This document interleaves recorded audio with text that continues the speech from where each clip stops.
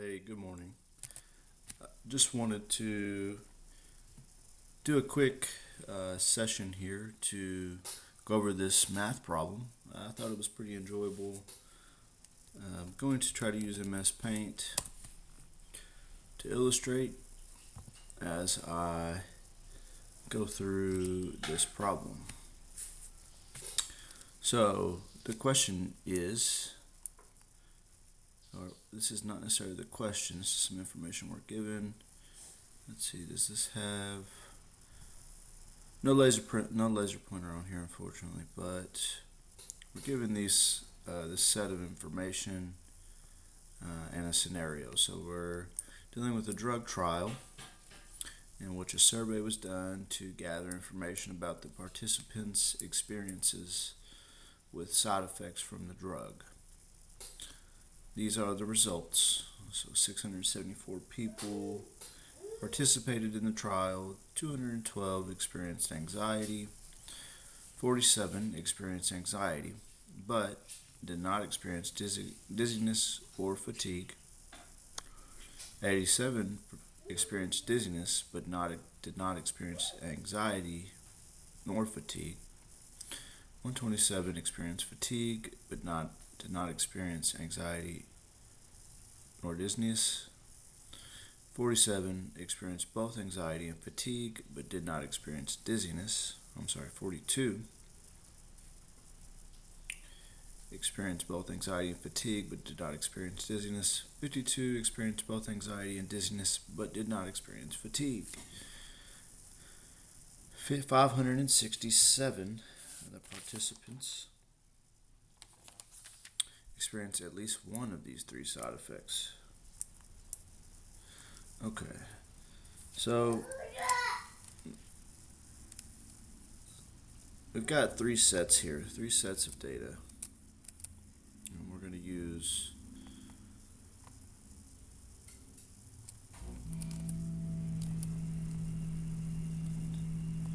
I guess this would be considered,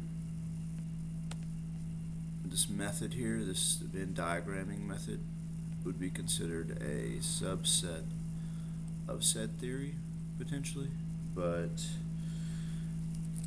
anyway, the first thing that I do is I'm going to illustrate the unions and intersects, as well as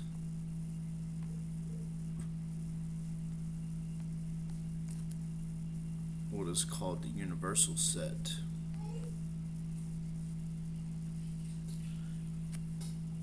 For these three sets. So we have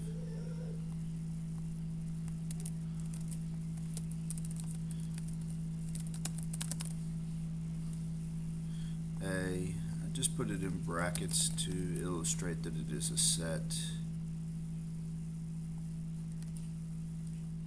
and also describe the set as its first character.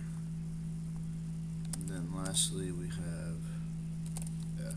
So we have three sets: anxiety, dizziness, and fatigue. You can see their intersections. You can also see their unions here. And so what I'm going to do is just pull up a note here, and we'll break out this problem. One of the big things I like to do is actually to go through and label the pieces individually. Once we get there's maybe a couple different ways to do this, but I'm going to do it this way. So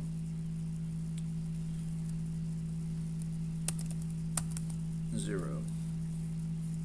If we're looking at, we want to evaluate the values that we have, the known values which are given here, here, and we want to label or put that information in the most restrictive sections, the primary most restrictive, the secondary least restrictive, secondary most restrictive, and tertiary levels of restriction. So most restrictive, I'll use this key to illustrate. Most restrictive is red. Second layer of restriction is orange. Third layer of restriction is yellow. And really, to be more accurate, the second layer does encompass this layer, but perhaps I'm confused about that piece, because once we get to the third layer of restrictions, we're talking about something else. But anyway,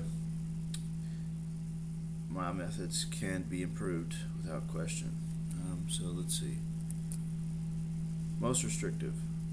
We're going to set that value here to x.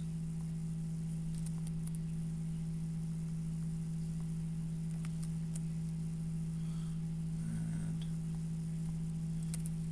so, using what we understand from set theory, we know that x represents a union of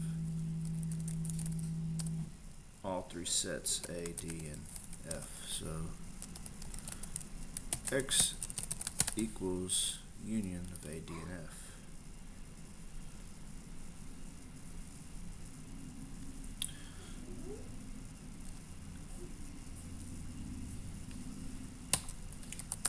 We'll just leave that as a placeholder for now. Next, we're going to label this as C.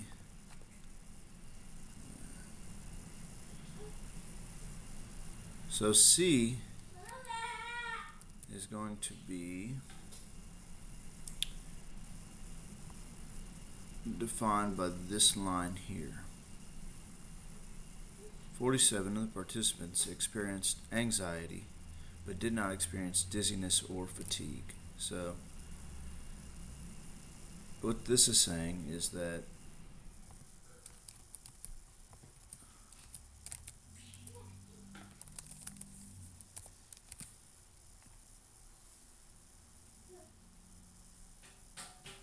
we're not actually looking at these pieces here, the piece for x, or the piece next to x here, or this piece. We're looking at the value of this piece here. So C equals 47.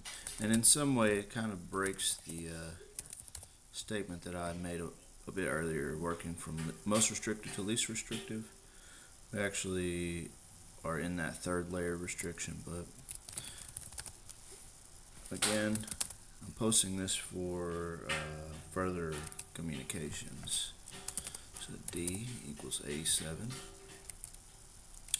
and the way we got that, what I'm going to do here is just mark this out, since we looked at the sort of rule and got the information we needed.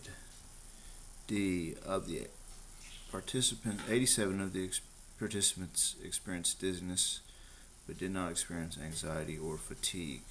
You could also say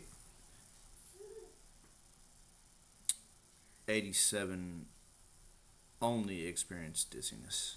So, and this section here represents those people who only experienced dizziness. They didn't experience a combination of dizziness and anxiety, or dizziness and fatigue. So, and now we're going to go to E. I'm just going to label this set E. So E equals 127. And again, that's here.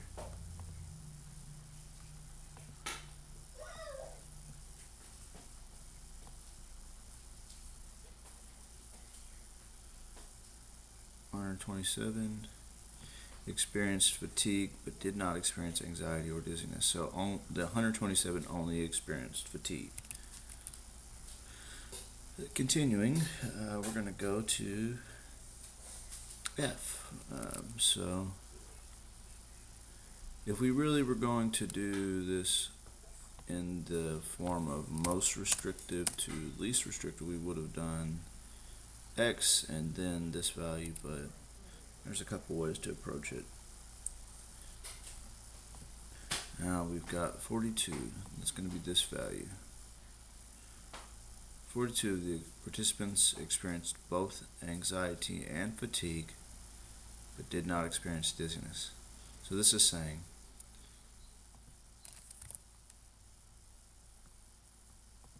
42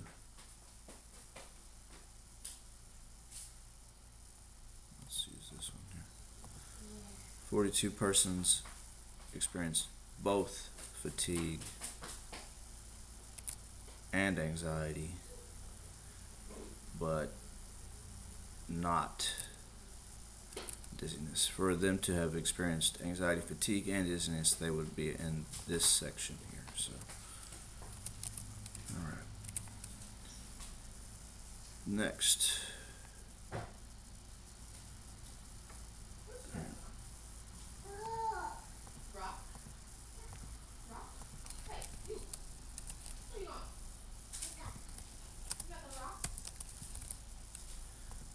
The next section is G, which is 52.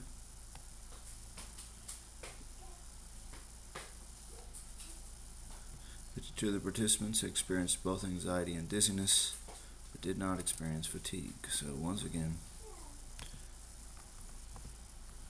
both anxiety and dizziness. Typically, this would be the intersection of anxiety and dizziness and a two-set evaluation, but again, both anxiety and dizziness here, and not fatigue there. So got that value. After G, we're going to go to H. Now H is going to be a funny one here in retrospect. We looked at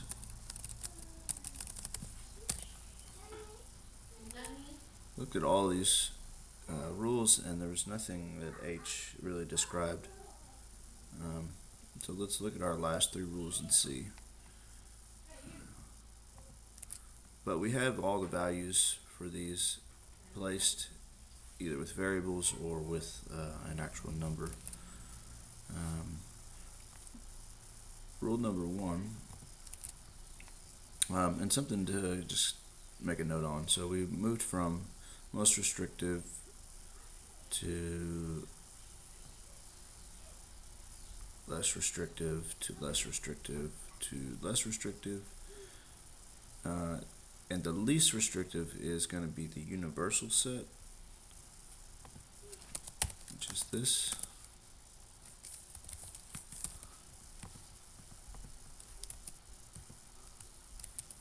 And the universal set represents the sum of all other sets, or all other combinations. So universal set 674, and we have this little side piece of navigation, and it's going to help us solve for x here. And then we have another little piece of information here. So let's do it from the most restrictive out. I think it was helpful for me to observe that outside here is a variable called I, what I called I. And this value is understood by this statement. So 567 experienced at least one of these three side effects. So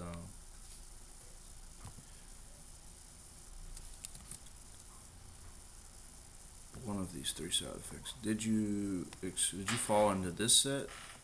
Did you experience anxiety? yes, then you're a part of that number. Close the door.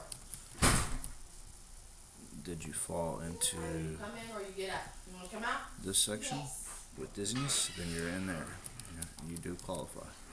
And then finally here, F. Did you have fatigue? So,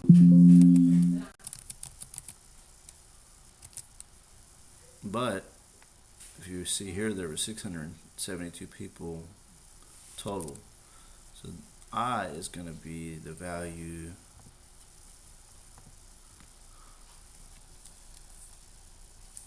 I equals 674 minus 567.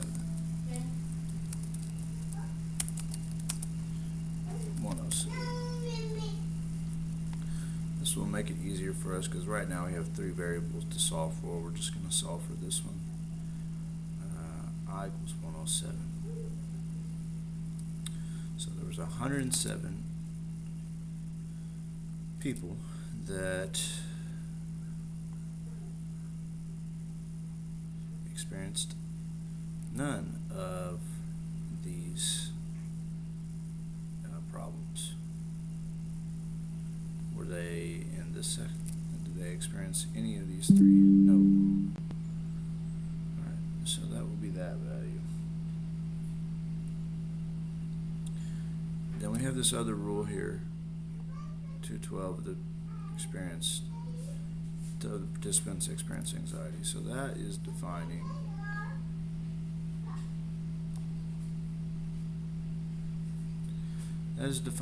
this set.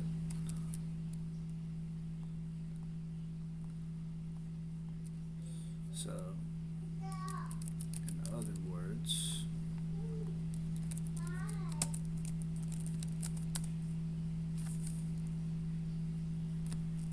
set A, the summary value is 212. But what we have here is an equivalent. We've got 47 plus 42 plus 52 plus x. We don't know what the value is.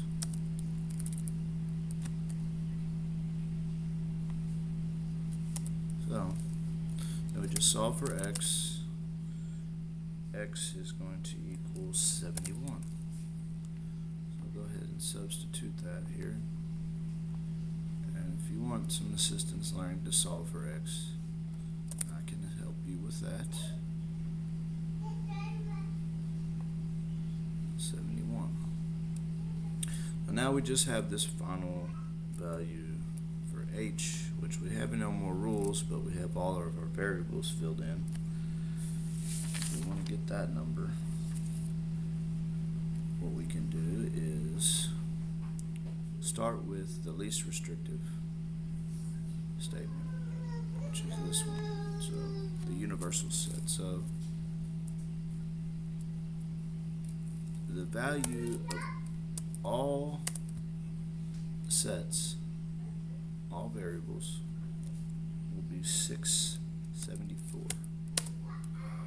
So we can say it like this: universal set equals x plus c. Well, let's do it this way: x plus g plus h plus f plus c plus g plus d plus e. Okay. And let's substitute. 71 equals plus I. Can't forget I. So 74 equals 71 plus 52 plus.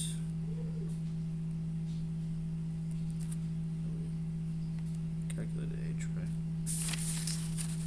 Oh, we don't have h. That value is still unknown. Plus h. Let's see. Plus 42 for f. Plus 52 for g.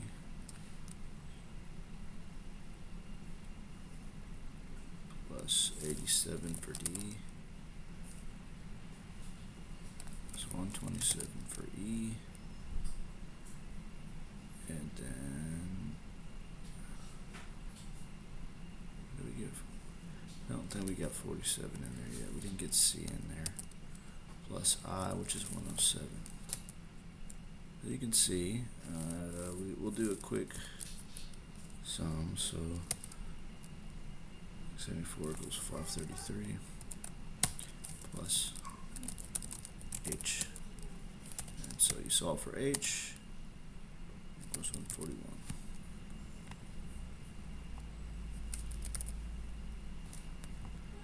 You can check that by adding all these values up. Does it equal to 674?